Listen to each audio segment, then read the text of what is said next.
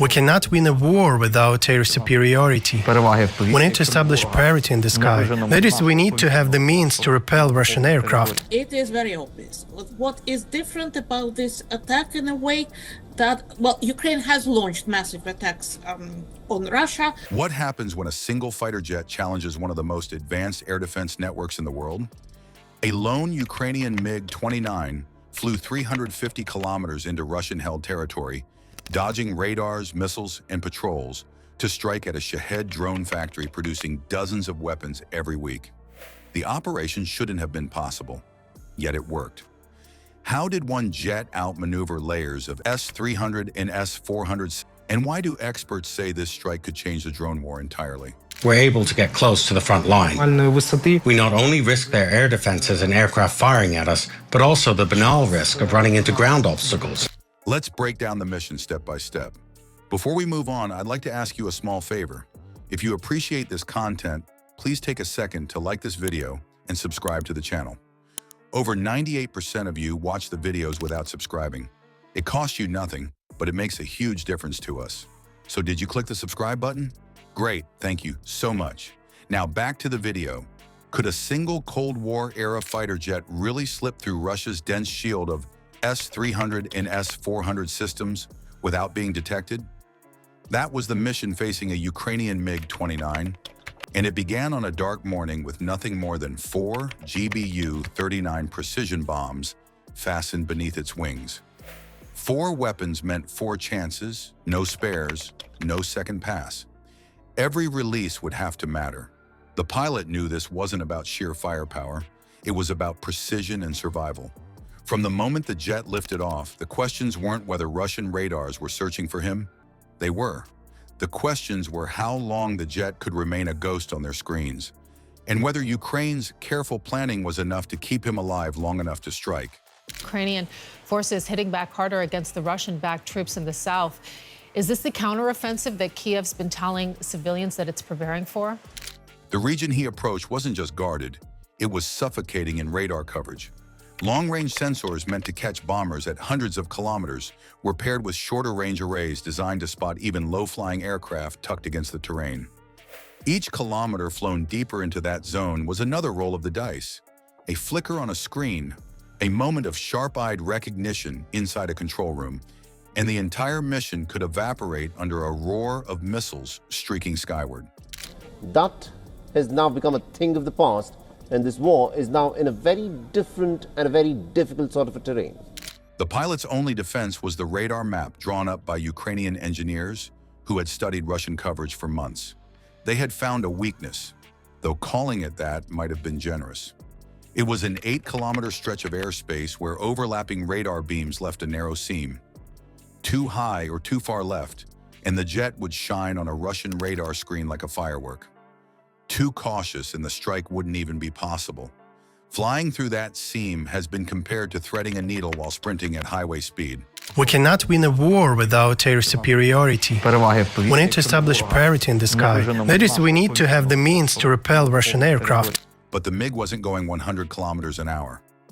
It tore forward at nearly 900, the pilot constantly correcting, watching instruments, and knowing that one violent gust of wind could ruin the alignment. The jet had to hug the ground low enough to mask itself against the terrain, but not so low it risked clipping treetops or power lines. Strike Russia where it's not expecting it. It's also a clear indication that Russia is not invincible. Above him, Russian radar operators unknowingly held his life in their hands, their scopes empty while a lone fighter cut through the blind spot. Imagine trying to steer a car down a lane barely wider than the vehicle itself. Only the road vanishes after seconds, and the penalty for drifting across the line isn't a dented fender, it's a missile lock. It is one of the most daring and devastating Ukrainian attacks on Russian troops since the start of the war. None of this would have worked without a broader deception. Far to the northwest, older Ukrainian Su-24 bombers thundered through the sky, their noisy radar profiles impossible for Russian arrays to ignore. Alongside them, Ukrainian electronic warfare crews lit up Russian screens with false signals that mimicked aircraft formations. To defending commanders, it looked like the attack was coming from that very direction. So batteries swiveled, Operators braced, and interceptors scanned the wrong stretch of sky. Russian logistics hubs, Russian weapons depots to basically deprive Russia of that huge advantage it's been having. And Meanwhile, the MiG-29, far quieter and masked by the terrain, streaked from the southeast almost unnoticed. The decoys weren't about shooting down Russians. They were about steering their eyes away just long enough to give the real strike a chance. That window of silence was measured in seconds, not minutes.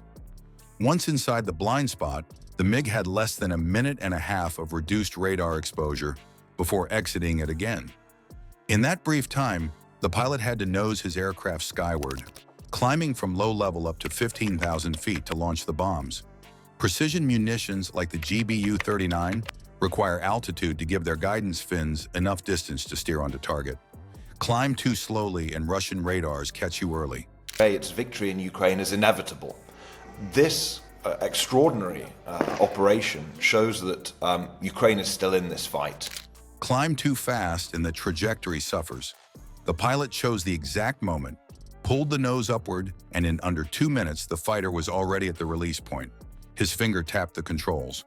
All 4 bombs dropped cleanly, 4 bright tails slicing downward at the facility below.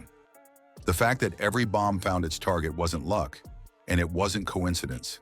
It was the result of a plan that fused together intelligence analysts tracking Russian coverage, electronic warfare teams jamming and confusing signals, and a pilot trained to make dozens of precise inputs while flying under massive pressure. It is very obvious. What is different about this attack in a way that, well, Ukraine has launched massive attacks on Russia. It was as close to a synchronized performance as combat gets, each element playing its role so perfectly that the Russians never realized what was happening until explosions blossomed inside their drone factory. But why take such immense risks, threading through radars and sacrificing decoys for one complex of buildings? Because this wasn't just any installation, it was the engine feeding Russia's drone campaign, the heart of a war fought as much through the skies as on the ground. One strike did more than flatten a factory. It showed how a smaller air force can crack powerful defenses through timing and deception. Of course, during the preparation for the mission, but this nervousness is controlled. It does not turn to panic. The mission proved that advanced systems don't guarantee safety when engineers, pilots, and electronic warfare teams synchronize every move. It wasn't technology alone, but coordination that tipped the scales. If one aircraft can halt production at a drone hub, what happens when multiple strikes target radar sites, fuel depots, or command centers at once?